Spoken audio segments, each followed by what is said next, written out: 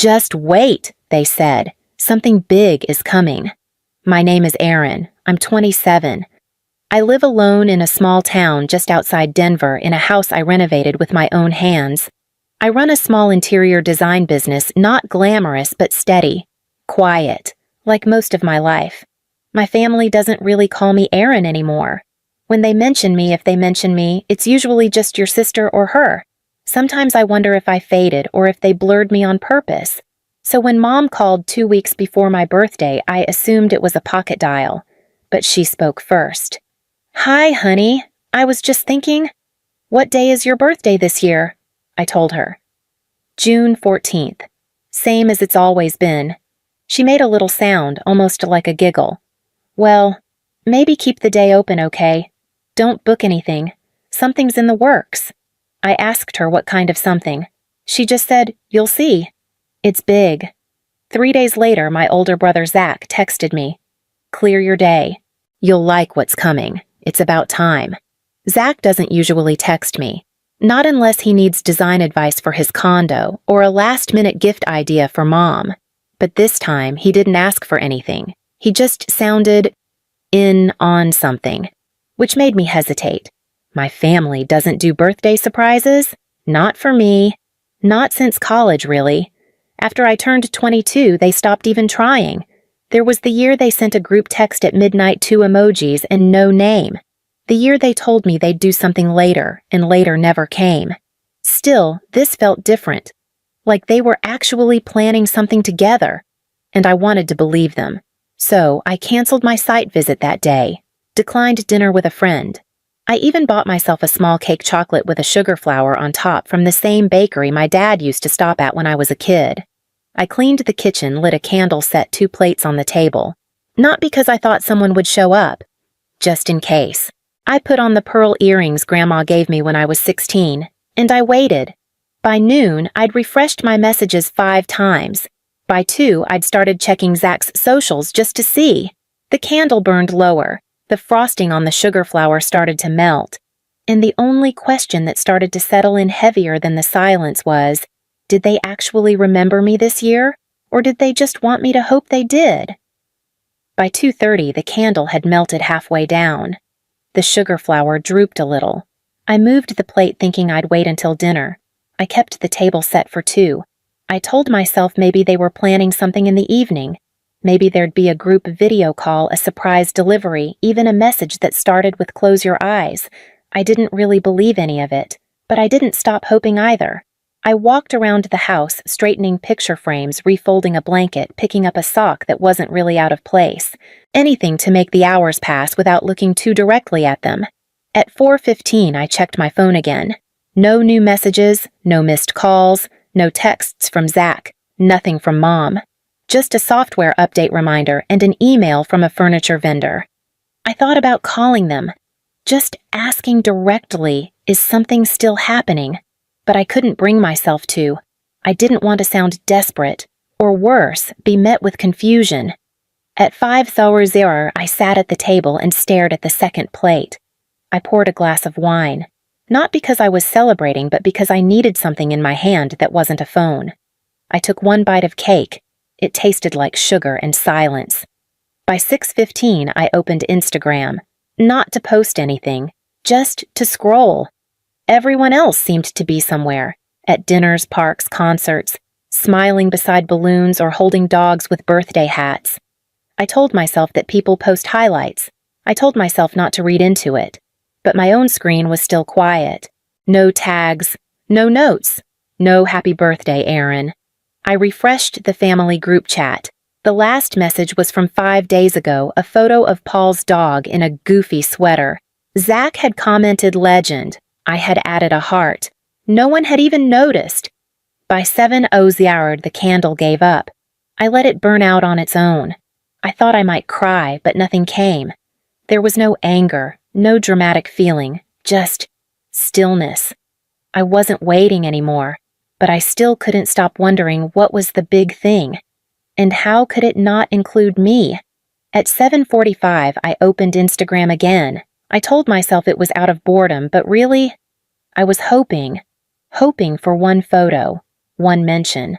a candle emoji, even a blurry group shot with me tagged late.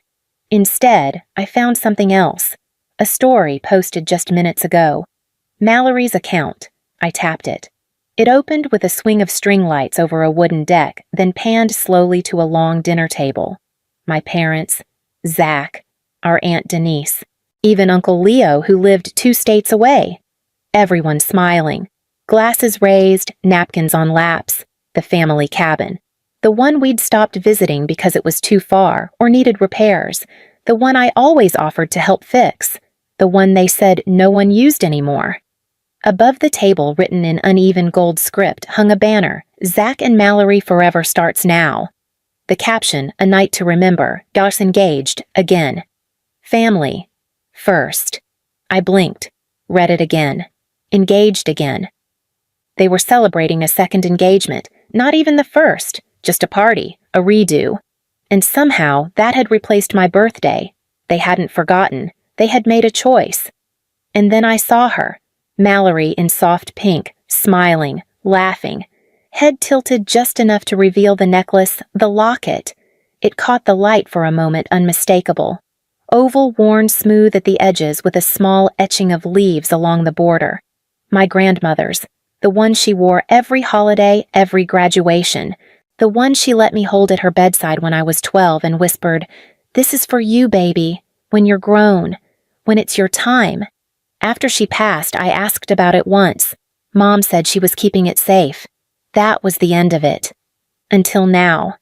Mallory wore it like an accessory. No hesitation, no meaning. I tapped to the next story. My mother was hugging her, wiping away a tear. The caption read, "Gained a daughter tonight." My stomach went still. It wasn't that they hadn't invited me. It was that I no longer belonged. And they weren't sorry. They were proud enough to post it, proud enough not to hide it. I wasn't erased by mistake. I had been replaced carefully, deliberately, and with a toast. And maybe the worst part wasn't what they took. It was how easily they gave it away. I was 12 the last time I held the locket. Grandma had taken it off slowly, as if her fingers already knew time was slipping. We were sitting on her screened-in porch, a tray of orange slices between us. The summer air was thick and sweet. She looked at me, really looked. Not through me, not past me. Just at me. "You've got quiet eyes," she said, "like your mama did when she was little." Then she reached for the necklace, unhooked the clasp, and pressed it into my palm. "This one's yours," she whispered, "when you're older, when the time is right." Inside the locket was a photo of her and Grandpa on their wedding day, both grinning like they'd gotten away with something. The other side held a folded paper heart, cut unevenly. My name was scribbled on it in fading blue ink, Aaron Lee. I remember asking, "Should I keep it now?" She smiled. "No, but you'll know when it's meant to be yours." After she passed, I waited a few months before asking Mom about it. She brushed it off. "Oh, that old thing, I think I packed it up with her scarves. I'll check later." She never did. And I never asked again. I told myself it wasn't about the locket. It was just a thing. I had the memory. That was enough. But I lied to myself more than once over the years. I told myself she didn't forget me in her will, that maybe the lawyer made a mistake. I told myself maybe Mom was just overwhelmed with grief, that she meant to give it back, that it would come back to me when the time was right. It never did. And now, seeing it around Mallory's neck resting like nothing against her expensive dress, I realized something: they didn't forget my name. They saw it and decided it didn't matter. The locket wasn't just metal. It was proof someone once looked at me and said, "You matter most." And now that proof belonged to someone who hadn't even been there when it was promised. I didn't say anything that night. Not to Mom, not to Zach, not even to Mallory. There was nothing to say. Nothing that wouldn't sound smaller than what they'd already done. Instead, I turned my phone face down and closed the curtains. By morning, I was empty. Not sad, not furious, just done. I opened the family group chat, scrolled through months of shared links photos of Paul's dog birthday emojis for Zach casserole recipes from Aunt Denise. My name or anything about me barely appeared. It wasn't a mistake. It was a pattern. I clicked Leave Group. No message popped up. No are you sure, just gone. Then I went to Instagram. Unfollowed Zach. Unfollowed Mallory. Muted Mom's account not out of spite, but survival. And then I paused. I opened Zach's profile one last time. His story was still up. He'd added something overnight. A short clip Mallory blowing out candles. My father clapping in the background. My mother holding up a wine glass. And Zach's voice saying, "To the only woman who ever made this family feel whole." I replayed that line 3 times. The only woman. So that's what I was now, a placeholder. A silence. A role waiting to be recast. It wasn't just Mom and Dad who let me drift. It was Zach, too. The same brother who once built a Lego bridge with me for 3 straight days. The same Zach who called me after his first breakup, asking if sadness was supposed to feel like hunger. He had said, "Clear your day," and he had used that day to celebrate someone else. No apology, no explanation. Just erasure. I closed the app. That afternoon, I boxed up the last framed photo I had of all 4 of us. It had been taken at the cabin before Mallory, before silence. I wrapped it in newspaper and slid it to the back of the closet. I didn't delete it, but I didn't need it out in the open anymore. That night, I didn't light a candle. I didn't check my phone. I watched the sky dim slowly through the window and let it be quiet. Not the silence of being forgotten, but the silence of finally stopping the wait. And the question that kept echoing, the one I hadn't dared ask until now, if this is what they do when they say they love me, what would they do if I asked for nothing? The message came 3 days later. It wasn't from Mom, not from Dad either. It was from Zach. "Hey, saw you left the group. Everything okay?" I stared at the screen for a long time. It was the kind of text you send when you already know the answer but hope the other person will lie to make it easier. I didn't respond. 4 hours later, another ping. "Look, I get that you're upset. But can we just talk? Mallory didn't mean anything by it. Neither did Mom. Still no reply. The next day he called. I let it ring out. Twice. Then he texted again. "You're my sister. That has to mean something, right?" I nearly laughed, not because it was funny, but because it sounded like a line from a show neither of us believed in anymore. By the end of the week, Mom emailed, "Hi, sweetheart. We missed you last weekend. It was all very last minute. Hope you're well. Let's catch up soon." No mention of my birthday, no apology, not even a sorry we forgot. Just polished nothing, but the subject line stayed with me. Still family. Still, as in despite everything, as if they had done something noble by thinking of me at all.